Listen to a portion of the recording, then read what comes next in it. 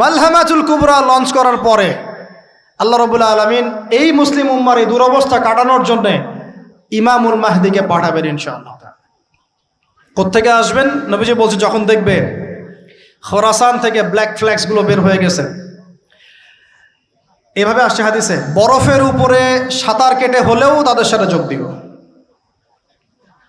ওই সময় ওয়ার্ল্ডের অবস্থা কেমন থাকবে আমরা জানি না, হাদিসে এভাবে আছে। নবীজি বলেছেন খোরাসান থেকে যে মুজাহিদিনরা বের হবেন তাদেরকে কোনো বাহিনী পরাস্ত করতে পারবে না, এমনকি তারা জেরুজালেম পর্যন্ত পৌঁছে ওটাকে জয় করবে। হাদিসে আসছে, কিছু করার নেই। হাদিস সহিহ না জয়ীফ না জাল, ওলামায়ে কেরামকে জিজ্ঞাসা করে নি, এটা হাদিসে আছে, কিছু করার নেই। পৃথিবীর ভবিষ্যৎ লেখা হয়ে গেছে। ইমামুল মাহদি এখান থেকে মদিনা থেকে তিনি পালিয়ে চলে আসবেন মক্কায়। তিনি নেতৃত্ব নিতে চাইবেন না, মানুষ জোর করে তাকে নেতৃত্ব দিবে। হাজার আসওয়াদ এবং মাকাম ইব্রাহিমের মাঝখানে তার হাতে বায়াত নেওয়া হবে। কতজন বায়াত নেবেন? 313 জন। 300। এরপর শাম থেকে একটা বাহিনী তার সাথে যুদ্ধ করতে আসবে। আল্লাহ পাক তাদেরকে মক্কা মদিনার মাঝখানে বাইদা নামক জায়গায় ধসিয়ে দিন, ধসে যাবে, সব আসতে পারবে না। তারপরে বনু কালব নামে একটা গোত্র থাকবে আরবে, ওই কালবের সাথে ইমাম মাহদি যুদ্ধ হবে, ইমাম মাহদি জয়লাভ করবেন ইনশাআল্লাহ। তারপরে তিনি সারা ওয়ার্ল্ডটাকে আবার রুল করা শুরু করবেন। হাদিসে আসছে তিনি গুনে গুনে গনিমতের মাল দিবেন না, মুষ্টি ভরে ভরে মুসলমানদেরকে দান করবেন ইনশাআল্লাহ। তারপরে বের হবে মাসিহুদ দাজ্জাল মানুষের রূপে, ওই যে 4টা জায়গার কথা বললাম, সে বের হবে ইত্যাদি ইত্যাদি। এবার সে মানুষের রূপ ধরে আমাদের সমাজে প্রবেশ করবে এবং তার অনুসারীদেরকে নিয়ে ম্যাসাকার করা শুরু করবে। কিন্তু মুসলিমদের মধ্যে একটা বাহিনী শেষ পর্যন্ত তার সাথে যুদ্ধ করতে থাকবে। হতে হতে হতে হতে যখন মুসলিমরা একটু কোণঠাসা, আল্লাহ পাক পাঠাবেন আসমান থেকে ওই মাসিহকে, যে মাসিহকে তারা চিনতে পারে না। আর ওরা যাকে মাসিহ মনে করছে, তাহলে এই মাসিহটা কে? এ মিথ্যা মাসিহুদ দাজ্জাল। কথা বুঝতে পারছেন? তাহলে সবচেয়ে বড় প্রতারণার শিকার কারা হচ্ছে? মাসিহুদ দাজ্জাল ওদেরকেই প্রতারণা করছে। বুঝতে পারেননি কথা? ওদের সাথেই সবচেয়ে বড় প্রতারণা হচ্ছে। ওরা মনে করছে এই সত্যিকারের মাসিহ, সে আসলে আমরা বিশ্ব রুল করবো, সে সত্যিকারের মাসিহ নয়। ঈসা ইবনে মারিয়াম আসবেন কিভাবে সেটাও এসেছে। 2 জন ফেরেশতার কাঁধে ভর দিয়ে তিনি নামবেন শাম অর্থাৎ সিরিয়ার দামেস্ক শহরের মধ্যে। কোন শহর? দামেস্ক। এই জায়গাগুলো খুব বরকতময়। আল্লাহ নবী দোয়া করেছেন, আল্লাহ শামে বরকত দাও, আল্লাহ ইয়েমেনে বরকত দাও, আল্লাহ শামে বরকত দাও, আল্লাহ ইয়েমেনে বরকত দাও। আর মুসলমানরা বলছিল, আল্লাহ রসুল আমাদের নাজদেও বরকত দিতে বলেন, আমাদের নাজদেও বরকত দিতে বলেন। আল্লাহ নবী বলছেন যে নাজদে বরকত না, বরং ওখান থেকে ভূমিকম্প বের হবে, ওখান থেকে শয়তানের শিং বের হবে। চিন্তা করে, ওই যে বললাম নাজদিরা তুর্কিদের বিরুদ্ধে যুদ্ধ করেছিল, অটোম্যান এম্পায়ারের বিরুদ্ধে যুদ্ধ করেছে ব্রিটেনের সাথে হাত মিলিয়ে। ওরাই এখন সারা বিশ্বে, বাংলাদেশে এদের লেসপেন্সার আছে বহুত, বাংলাদেশে এদের বহুত লেসপেন্সার আছে। তারা বলে, ওই যে দেখবেন যে যখনই আমরা এগুলো নিয়ে আপনাদেরকে সচেতন করতে চাই, মানে এরা তো খারাজি হয়ে গেছে, উগ্র হয়ে গেছে, এই হয়ে গেছে, সেই হয়ে গেছে, এভাবে করে গভর্নমেন্ট প্রশাসন সবার কাছে আমাদেরকে বিতর্কিত করার চেষ্টা করে। অথচ আমরা কি কারো শত্রু? আমরা কি এই আলোচনাগুলো করে ওয়ার্ল্ডের প্রেক্ষাপট বদলাতে পারবো? পারবো না। কিন্তু আমাদের প্রজন্মকে আমরা জানাতে তো পারবো, যাতে তারা আত্মবিশ্বাসী হয়ে গড়ে ওঠে যে আমরা এই নতজানু মনোভাব নিয়ে পৃথিবী থেকে যাবো না ইনশাআল্লাহ। আমরা পৃথিবী থেকে মাথা উঁচু করেই যাবো ইনশাআল্লাহ। মুসলিমদের হাতেই বিশ্বের বিজয় লেখা আছে, আস্তে আস্তে বিশ্ব ওদিকে যাবে, এটা তো ওদেরকে জানতে হবে। আমরা তো ওদেরকে জানাচ্ছি মাত্র। তো নাশ থেকে বের হবে শয়তানের শিং, এটা বলা হয়েছে। যাই হোক, এখন ঈসা ইবনে মারিয়াম আসবেন এই সিরিয়ার দামেস্ক, চুল দিয়ে টপ টপ করে পানি পড়তে থাকবে, মুক্তা ঝরছে এরকম পানি। তার নিঃশ্বাস যতদূর পর্যন্ত যাবে ততদূর পর্যন্ত কাফেররা মরতে থাকবে। সুবহানাল্লাহ। এমনকি তিনি খুঁজতে খুঁজতে দাজ্জাল পর্যন্ত আসবেন। দেখবেন যে মুসলিমদেরকে অবরুদ্ধ করে রাখা হয়েছে, বলবেন দরজা খুলে দাও, নামাজের ওয়াক্ত হবে, আজান দেওয়া হবে, ফজরের ওয়াক্ত। ভাই আমরা যদি ফজর মিস করি, আমরা আসলে ওই বাহিনীতে যোগ দিতে পারবো না, বেঁচে থাকলেও জানি না আমরা অত বছর থাকবো কিনা পৃথিবীতে, আল্লাহই ভালো জানেন, এটা আমরা জানি না। কিন্তু এই বিজয়ে সুবহে সাদিকের সময় লেখা আছে, আজান হয়ে যাবে, ইমামুল মাহদি তাকে বলবেন ইমামতি করুন আপনি। ঈসা ইবনে মারিয়াম বলবেন না, এই উম্মতের জন্য ইমামতির অধিকার দেয়া হয়েছে। বলেন সুবহানাল্লাহ। তিনি ইমামতি করবেন না, বরং মুক্তাদি হবেন। দরজা খুলে দাও, নামাজ শেষে দরজা খুলে দেওয়া হবে। দাজ্জালকে খুঁজতে খুঁজতে খুঁজতে এই প্যালেস্টাইন, এই জেরুজালেমের বাবে লুদ নামক জায়গায় তিনি পৌঁছাবেন। সেখানে দেখবেন মাসিহুদ দাজ্জাল আছে। দাজ্জাল তাকে দেখার সাথে সাথেই লবণের মতো গলতে শুরু করবেন এবং সেখানে তিনি তাকে হত্যা করবেন। তারপরে সেখান থেকে তিনি ইসলামী খেলাফা রিস্টোর করবেন, উর্বর হবে মাটি, সবুজ শ্যামল, বৃষ্টিপাত বেশি হবে, এগুলো হতে থাকবে। এর মাঝখানে আবার ইয়াজুজ মাজুজ বের হবে।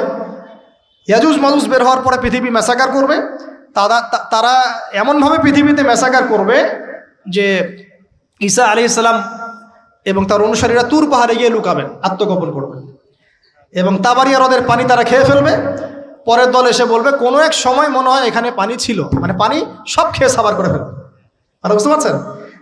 ঈসা আলাইহিস সালাম দোয়া করবেন, আল্লাহ এই আযাব থেকে আমাদেরকে তুমি বাঁচাও। আল্লাহ পাক তখন তাদের ঘাড়ের মধ্যে একটা ভাইরাস দিয়ে দিবেন, ভাইরাস, পোকা ভাইরাস। এক ভাইরাসের সব ইয়াজুজ আর মাজুজ শেষ। এরপরে পৃথিবীতে বৃষ্টি বর্ষণ শুরু হবে। আল্লাহ পাক কোথা থেকে জানি পাখি পাঠাবেন, ওই যে আবাবিল পাখি পাঠিয়েছিলেন না, এরকম কোথা থেকে পাখি পাঠাবেন বড় বড় নখওয়ালা। এরা ওদের দেহগুলো উঠাবে, মহাবিশ্বের কোথাও গিয়ে ফেলে দিবে, জানি না আমরা কোথায় ফেলব। এগুলো রূপকথা মনে হচ্ছে না অনেকের কাছে, এগুলো সত্য, হাদিসে আসছে, একটা শব্দ সত্য। এরপর 40 বছর এভাবে চলে যাবে, ঈসা আলাইহিস সালাম ইন্তেকাল হবে। তারপরে হাদিসে আসছে মানুষ আবারও খারাপ হওয়া শুরু করবে, এত খারাপ হবে, এত জঘন্য হবে যে আল্লাহ শব্দটা বলার মতো একটা মানুষ আর পৃথিবীতে থাকবে না। একটা মিষ্টি মৃদু একটা বাতাস আসবে, এই বাতাস মুমিনদের বগলের নিচ দিয়ে প্রবাহিত হবে এবং যার অন্তরে এক সরিষা দানা পরিমাণ ঈমান আছে, ওই বাতাসে তার জান কবজ হয়ে যাবে। বাকি থাকবে সব এই যে গরু ছাগল হাঁস মুরগির মতো মানুষ, গবাদি পশু। আল্লাহ বলার মতো মানুষ নাই, রাস্তা মোড়ে মোড়ে জেনা করবে। এটা আরো অনেক পরের কথা, অনেক পরের কথা। আমরা ওই যুগ দেখতেও চাই না, বাঁচতেও চাই না ওই যুগে, তাই না ভাই? আল্লাহ পাক বলছেন এরপরে, আল্লাহ রাসূল সাল্লাল্লাহু আলাইহি ওয়াসাল্লাম বলছেন এরপরে একদিন সকালে হঠাৎ করে দেখবে কেনা বেচা করতে করতে, কথা বলতে বলতে, পানি পান করতে করতে, খাবার খেতে খেতে এই যে পশ্চিম দিক থেকে সূর্য উঠে গেছে। তার মানে কি ওই দিন কিয়ামত হয়ে যাবে এবং এটা এত ফাস্ট হবে, এত দ্রুত হবে। আল্লাহ রাসূল সাল্লাল্লাহু আলাইহি ওয়াসাল্লাম বলেছেন যে কেউ বাসায় ফিরে যাবে, আহাল পরিবারের সাথে একটা দেখা করবে, এই সুযোগ পাবে না। একদম ইনস্ট্যান্ট ডেট। একটা বজ্রনীনাদ, প্রচণ্ড মানে শব্দ, এটাতে বিকট একটা শব্দে পুরো মহাবিশ্ব তোলপাড় সৃষ্টি হয়ে যাবে, একদম শেষ। এই হলো সিঙ্গার প্রথম ফুক, শেষ, সব ডেট। এই যে আমাদের এত বাহাদুরি, এত কিছু সব শেষ, মানে পৃথিবী আস্তে আস্তে ওর শেষের দিকে যাচ্ছে। এগুলো ভাই বিশ্বাস করেন, পৃথিবীর সমস্ত সংগঠন, জালেম, কাফের, ফাসেক, মুশরিক, মুনাফিক যা আছে পৃথিবীতে, একত্রিত হয়েও এই সত্যটাকে কেউ টলাতে পারবে না। আমরা সারা মুসলমানরা মিলেও যদি এই সত্যটাকে টলাতে যাই, পারবো না। মানে আস্তে আস্তে আলটিমেট গোল এটাই পৃথিবীর।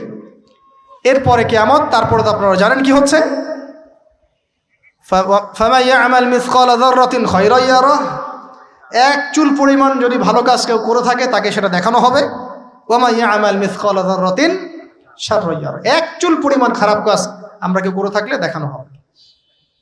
তবে যারা লা ইলাহা ইল্লাল্লাহ এই তাওহীদের উপর থাকবে, যত বড় গুনাহ করুক না কেন আল্লাহ মাফ করে দেবেন ইনশাআল্লাহ, ইনশাআল্লাহ। কারণ আমাদের জন্য নবী সাল্লাল্লাহু আলাইহি ওয়াসাল্লাম সুপারিশ করবেন। তাই বলে কি আমরা গুনাহ করতে থাকবো এখন? এটা নবী সাল্লাল্লাহু আলাইহি ওয়াসাল্লামের শান, তার মর্যাদা। আল্লাহ রাসূল সাল্লাল্লাহু আলাইহি ওয়াসাল্লাম এই কথা বলে গিয়েছেন যে কবিরা গুনাহগার মুসলমানদের জন্য আমি সুপারিশ করব। তাওহীদের উপর যারা থাকবে ইনশাআল্লাহ জান্নাত, শিরকে থাকলে, কুফরিতে থাকলে জাহান্নাম ছাড়া কোনো গতি নাই। এই হলো পৃথিবীর শেষ। আমরা তো জান্নাতে যেতে চাই কি চাই না ভাই? তাহলে এখন আমরা জানি যে এই অবস্থা কেন হচ্ছে।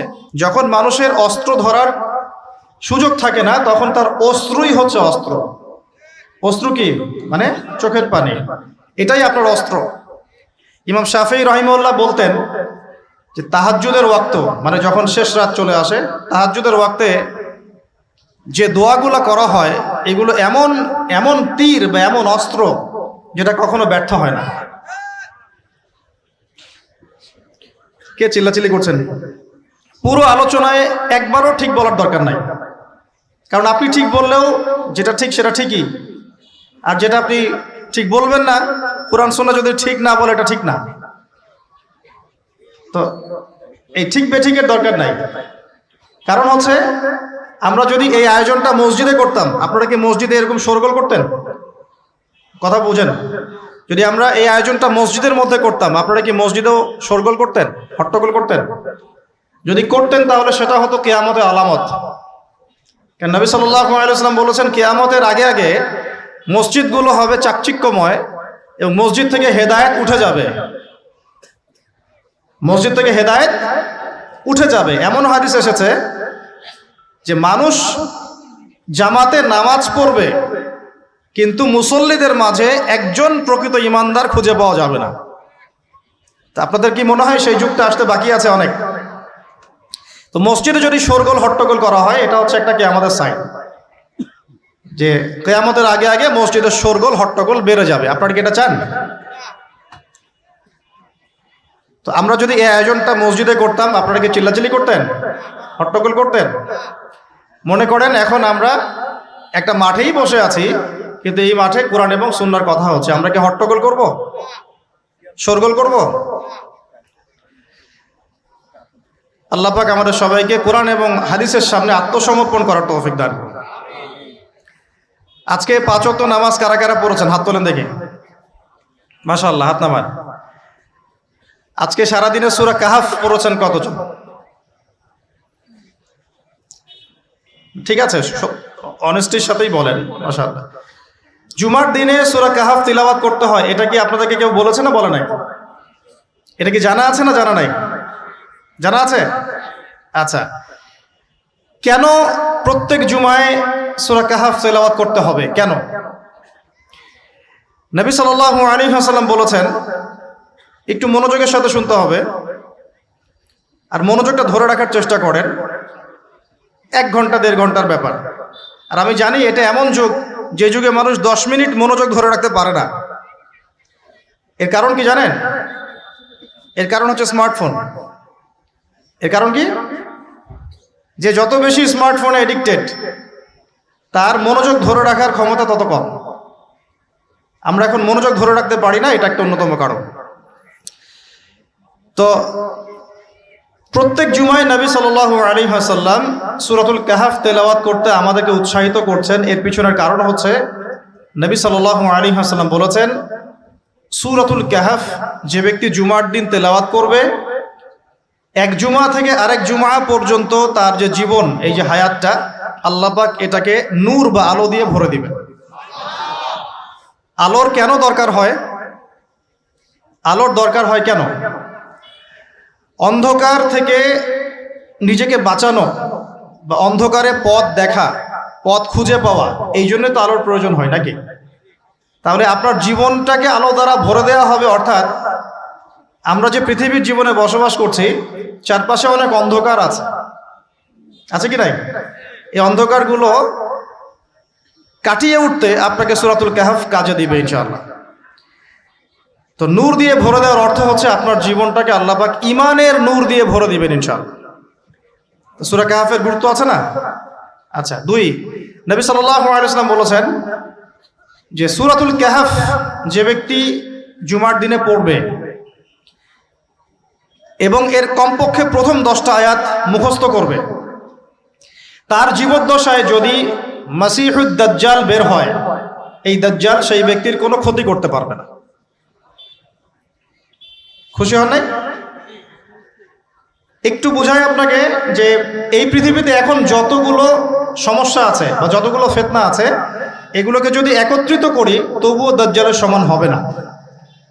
নবী সাল্লাল্লাহু আলাইহি ওয়াসাল্লাম বলেছেন, পৃথিবীতে আদম আলাইহিস সালামকে সৃষ্টি করার পর থেকে কিয়ামত পর্যন্ত মাসিহুদ দাজ্জালের মতো ভয়ঙ্কর কোনো ফিতনা আসে নাই, আসবেও না। আল্লাহর এমন কোনো নবী নেই যেই নবী তার কওমকে দাজ্জাল সম্পর্কে সতর্ক করেন নাই। এমনকি নূহ আলাইহিস সালাম পর্যন্ত তার কওমকে দাজ্জাল সম্পর্কে সতর্ক করেছেন।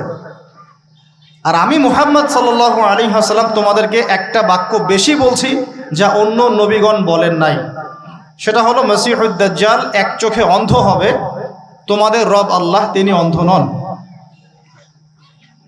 যে ব্যক্তি জুমার দিনে সূরা কাহাফ তেলাওয়াত করবে এবং সূরা কাহাফের প্রথম 10টা আয়াত কমপক্ষে মুখস্থ করে রাখবে, এর হক আদায় করবে, তার জীবদ্দশায় যদি দাজ্জাল বের হয়, দাজ্জাল তার কোনো ক্ষতি করতে পারবে না।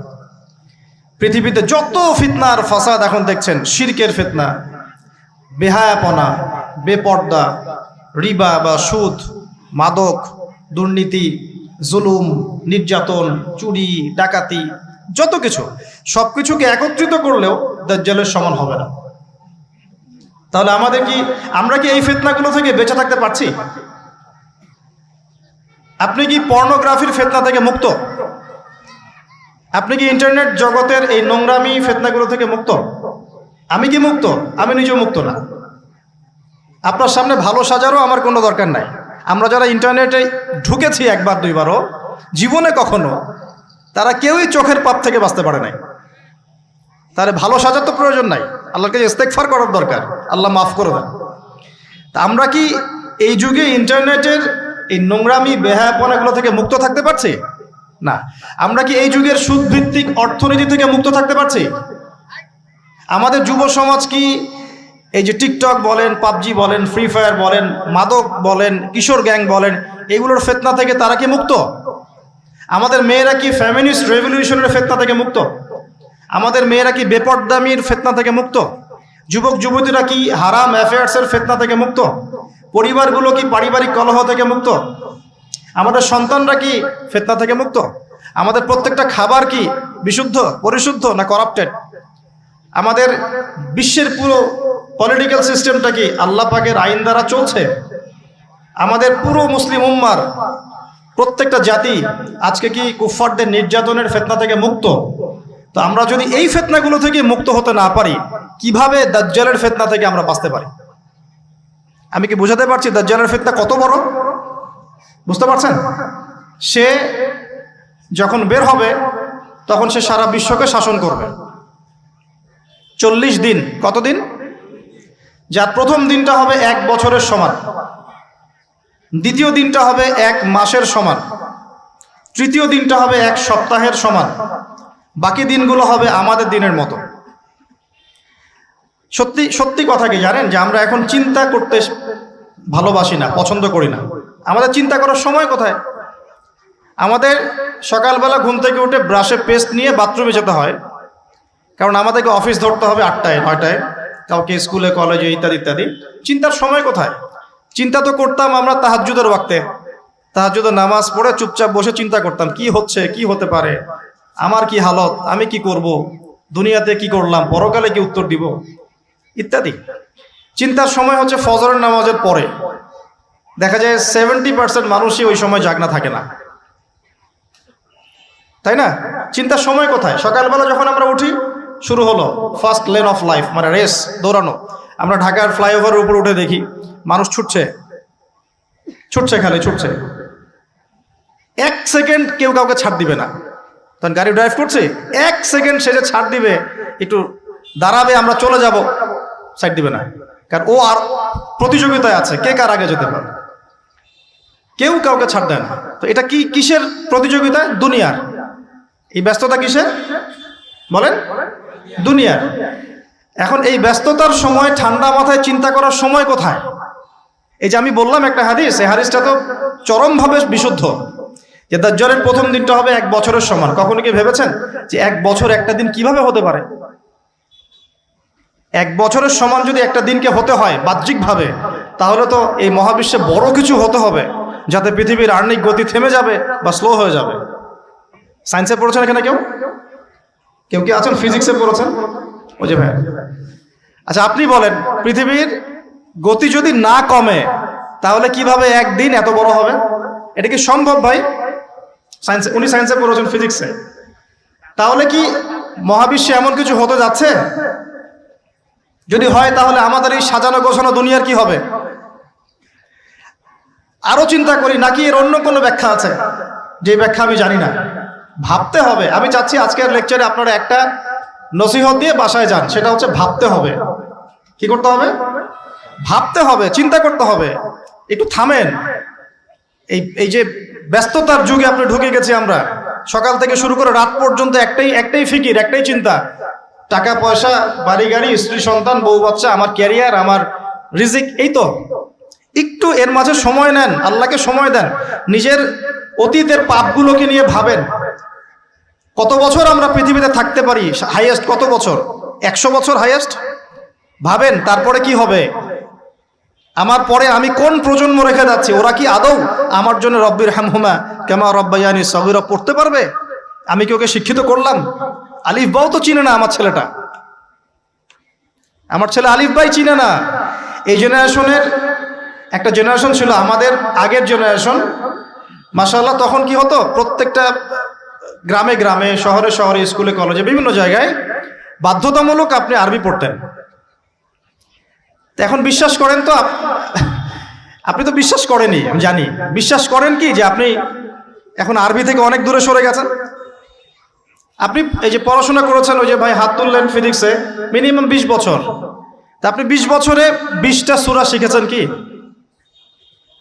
আমরা আমাদের পরের জেনারেশনকে কোন হালতে রেখে যাচ্ছি, এগুলো কি ভাবতে হবে না, হবে না? আলী ইবনে আবি তালেবের একটা কথা বলি, তাহলে আপনি বুঝবেন। আলী ইবনে আবি তালেবের নাম কি শুনেছেন আপনি? শোনা উচিত ছিল। তারা আপনার আইডল। মেসি নেইমার আপনার আইডল নয়। মেসি নেইমার সৌদি আরবের আইডল। কিসের আইডল? আমাদের আইডল নয়। আমাদের আইডল হচ্ছে মুহাম্মদ সাল্লাল্লাহু আলাইহি ওয়াসাল্লাম, সাহাবায়ে কেরাম, তাবে তাবেঈন, ইমামগণ, মুজতাহিদ কেরাম, মুজাহিদ কেরাম। আলী ইবনে আবি তালেব বলতেন যে মানুষ যখন দুনিয়ায় চলাফেরা করে তখন মনে হয় সে ছাড়া দুনিয়াতে আর কিছুই নাই, আর সে এমনভাবে দুনিয়া থেকে চলে যায় মনে হয় সে কখনো দুনিয়ায় ছিলই না। দুটো কথা ভাবেন, ভাবতে হবে। আজকের লেসনটা কি? ভাবতে হবে। তিনি বলছেন মানুষ এমনভাবে দুনিয়ায় চলাফেরা করে মনে হয় সে ছাড়া দুনিয়াতে আর কিচ্ছু নাই। আমাদের চলাফেরা এমন না? দেখেন প্রত্যেকটা অঙ্গনেই, পলিটিক্যাল অঙ্গন, ইকোনমিক অঙ্গন, ধর্মীয় অঙ্গন। পলিটিক্যাল অঙ্গনে একজন নেতার চলাফেরা দেখলে মনে হচ্ছে সে ছাড়া কিছুই নাই দুনিয়াতে। যারা অর্থনৈতিক জীবনে নেতৃত্ব দিচ্ছেন তাদের কাছে মনে হচ্ছে আমরা ছাড়া দুনিয়ার ইকোনমির আর মধ্যে আর কিছুই নাই। আমরা যারা ধর্মতাত্ত্বিকভাবে চলাফেরা করি মনে হয় যে এই হুজুর ছাড়া আর কিছুই নাই দুনিয়াতে। আমার চেয়ে বড় শায়খ আর কে আছে, আমার চেয়ে বড় আর আলেম আর মুফাসসির কে আছে? সমস্যা সবার ভিতরে। শুধু এক শ্রেণীর মানুষকে আপনি টার্গেট করে আঘাত করে কথা বলা যাবে না। দেখতে হবে দূরদর্শিতার সাথে, সমস্যা সবার ভিতরে। এখন দেখেন আমরা দুনিয়াতে চলছি, মনে হচ্ছে যে আমরা ছাড়া আর কিছুই নাই মনে হয়, কিন্তু মানুষ দুনিয়া থেকে চলে গেছে। প্রায় মিলিয়ন, বিলিয়ন, ট্রিলিয়ন মানুষ এখন দুনিয়া থেকে চলে গেছে সূচনা থেকে এই পর্যন্ত। তাদের কোনো খবর আছে? কাদের খবর আছে? যারা এই দুনিয়াতে থাকাকালীন এমন কিছু করে গিয়েছিল যার ফলশ্রুতিতে আল্লাহ পাক তাদেরকে চিরস্মরণীয় করে রেখেছে। আমরা কি আবু বকর সিদ্দিকের নাম শুনে নেই? তার কৃতিত্ব মর্যাদা কি কমে গেছে না বেড়েছে? উমর ইবনুল খাত্তাবের নাম শুনি নাই? পৃথিবীর শেষ পর্যন্ত তার মর্যাদা কি কমে যাবে? উসমান বিন আফফানের নাম শুনেছেন? তার কথা কি আমরা আলোচনা করি না সম্মানের সাথে? আলী রাদিয়াল্লাহু আনহুর কথা বললাম, তার কথা কি আমরা সম্মানের সাথে আলোচনা করি না? করি। তার মানে আমরা আমাদের কীর্তি দিয়ে, ভালো কিছু কাজ দিয়ে এই দুনিয়াতেও অমর থাকতে পারি, আল্লাহর কাছেও সম্মান পেতে পারি। এটাই কি আমাদের জীবনের উদ্দেশ্য হওয়া উচিত না? ভাবতে হবে কিনা? আল্লাহ পাক আমাদেরকে তৌফিক দান করুন। যে পয়েন্ট থেকে আসলাম, কিভাবে সম্ভব বলেন তো একটা দিন এত লম্বা হওয়া? ভাববেন আপনারা, পরের দিন 1 মাসের সমান, তারপরের দিন 1 সপ্তাহ, তারপরের দিন আমাদের মতো। এভাবে কে বিশ্ব শাসন করবে বলেন? দাজ্জাল শব্দের অর্থ হচ্ছে মহামিথ্যাবাদী। কি নাম? মানে যার মিথ্যার উপরে পিএইচডি আছে, মিথ্যার উপরে। আর মাসিহুদ দাজ্জাল সবচেয়ে বড় মিথ্যাবাদী। দাজ্জাল মানে মহা প্রতারক, যে আপনাকে এমন ভাবে প্রতারিত করতে পারে যার খবর হদিস আপনি পাবেন। আমরা আস্তে আস্তে আসতেছি দাজ্জাল এবং তার সাথে বর্তমান সভ্যতার কি সম্পর্ক, এবং সামনে কিভাবে সে বিশ্বটাকে শাসন করতে পারে। সে বিশ্বকে শাসন করবে। এখন আমাকে বলেন, আমার দিকে তাকান, আমাকে বলেন, একজন ব্যক্তি যদি বিশ্বকে শাসন করতে চায় তার অনুসারী লাগবে কি লাগবে না? একা একা একজন ব্যক্তি বিশ্ব শাসন করতে পারে? ও আচ্ছা, দাজ্জাল কি মানুষ না জিন নাকি? দাজ্জাল কে? এটা ফেরেশতা নাকি জিন না মানুষ? কি? এটাও একটা প্রশ্নের বিষয়। কিভাবে? দেখুন, আল্লাহর নবী সাল্লাল্লাহু আলাইহি ওয়াসাল্লাম বলছেন, নূহ আলাইহিস সালামের সময়ও নূহ আলাইহিস সালাম তার কওমকে দাজ্জাল সম্পর্কে সতর্ক করেছেন। তার মানে পৃথিবীর সূচনা থেকে সে পৃথিবীতে ছিল, এবং সে বের হবে শেষ জামানায়, এবং বের হয়ে সে তার অনুসারীদেরকে নিয়ে বিশ্বটাকে শাসন করবে। তার মানে অনেক লম্বা একটা হায়াত সে পেয়েছে। কোন জাতি এত লম্বা হায়াত পায় বলেন তো? কোন জাতি? মানব জাতিকে এত লম্বা হায়াত পায়? একটা মিস্টেরিয়াস ক্যারেক্টার দাজ্জাল। সে কি? তারপরে দেখুন নবী সাল্লাল্লাহু আলাইহি ওয়াসাল্লাম একটা হাদিসের মধ্যে বলেছেন যে তাকে ওই তামিম দারির ওই দ্বীপে বন্দী করে রাখা হয়েছে। আপনারা হাদিসটা জানেন, অনেকে জানেন। দ্বীপে বন্দী থাকা অবস্থায় তাকে সাহাবীরা দেখেছেন অনেক বিশাল আকৃতিতে, ঠিক আছে। এবং সাহাবীদেরকে সে প্রশ্ন করছিল, তামিম দারিকে প্রশ্ন করছিল যে বাইসানের খেজুর বাগানে খেজুর কি ধরে? বলে হ্যাঁ ধরে। সে বলছে অচিরেই আর ধরবে না। তারপরে বলছে তাবারিয়া হ্রদে কি পানি আছে? সাহাবীরা বলছেন আছে।